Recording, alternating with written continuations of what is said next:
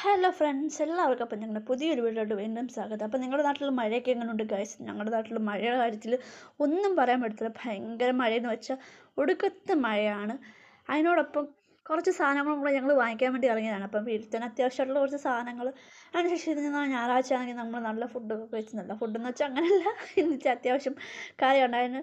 ചോറ്, ചീനി, പിന്നെ ചിക്കൻ ഫ്രൈ, തോരൻ, നമ്മുടെ ചീരത്തോരനും അതെല്ലാം കൂടെ കൂട്ടി കഴിച്ച് നല്ലൊരു പൊടിയായിരുന്നു. നല്ല ഹെവി ഫുഡായിരുന്നു ഞാൻ കഴിച്ചത്. പക്ഷേ എല്ലാം അത്യാവശ്യം കുറച്ച് കുറച്ച് എടുത്തിട്ടുള്ളെങ്കിലും അവസാനം വന്നപ്പോൾ ഒരുപാടായതുപോലെ എനിക്ക് തോന്നി. ലാസ്റ്റ് ചോറൊക്കെ മാറ്റിയിട്ട് ഞാൻ അവസാനം ചീനിയിലോട്ട് ഒരിച്ചിരി ചിക്കൻ്റെ കറിയും കൂടെ ഒഴിച്ചിട്ട് അങ്ങ് കഴിച്ചു. സൂപ്പർ ടേസ്റ്റായിരുന്നു, അടിപൊളിയായിരുന്നു.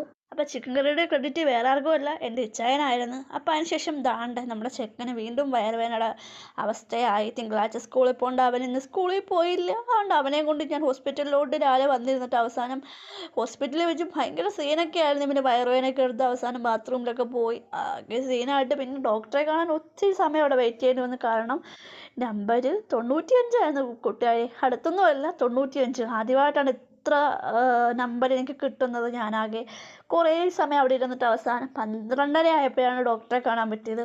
ഡോക്ടറെ കണ്ട് ഇറങ്ങാറായപ്പോഴത്തേക്കും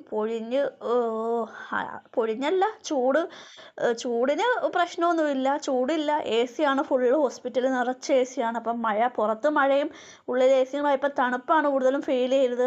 അതിനോടൊപ്പം പിന്നെ ഞങ്ങൾ വെളിയിറങ്ങി ചായയൊക്കെ കുടിച്ചിട്ട് പിന്നെ പതുക്കെ കണ്ട് നടന്ന്, ഇവനാണെങ്കിൽ നടക്കാനും വയ്യെന്നൊക്കെ പറഞ്ഞപ്പോൾ ഞാൻ പേടിച്ച്, ദൈവമേ ഇനിയിപ്പം വെളിയിൽ ഇറങ്ങിയിട്ട് അവസാനം സീനാവുമെന്നൊക്കെ ആയിരുന്നു. പക്ഷേ ഡോക്ടർ നല്ല കൂടിയ മരുന്ന് എഴുതി തന്നിട്ടുണ്ട്. ഇതിനു മുമ്പ് ഇവനെ ഒരു വട്ടം കൊണ്ട് ഞങ്ങൾ കാണിച്ചായിരുന്നു. കാണിച്ചപ്പോഴത്തേനും അവന് അത് ആ മരുന്ന് കഴിച്ചാലൊന്നും ഒട്ടും ഓക്കെ ആയില്ല.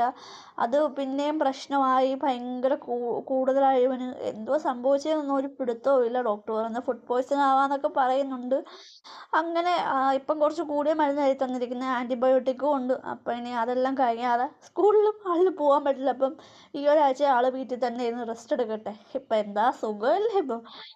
സ്കൂൾ അങ്ങോട്ട് തുറക്കാൻ കാത്തിരുന്ന് സ്കൂളിൽ പോയി തുടങ്ങിയപ്പോൾ ദാണ്ടെ ഇങ്ങനെയായ അവസ്ഥ. അപ്പോൾ അതിനുശേഷം ഞങ്ങൾ വന്ന് ഇരുന്നപ്പോഴത്തേനും ഭയങ്കര ബ്ലോക്ക് ഉണ്ടായിരുന്നു. ഇപ്പോൾ എന്താ സംഭവിച്ചതെന്ന് അതിൽ നല്ല ബ്ലോക്ക് ആയിരുന്നു. അപ്പം ഞങ്ങൾ ഇന്ന് ഷോർട്ട് കട്ട് വഴി കൂടെയാണ് പിന്നെ വന്നതൊക്കെ. അപ്പം നമ്മുടെ വീഡിയോ കാണുന്ന എല്ലാവർക്കും ഒരുപാട് താങ്ക് യു, സ്നേഹം, നന്ദി. വീണ്ടും അടുത്ത വീഡിയോ ആയിട്ട് വരാം. Okay, tata, bye bye, see U.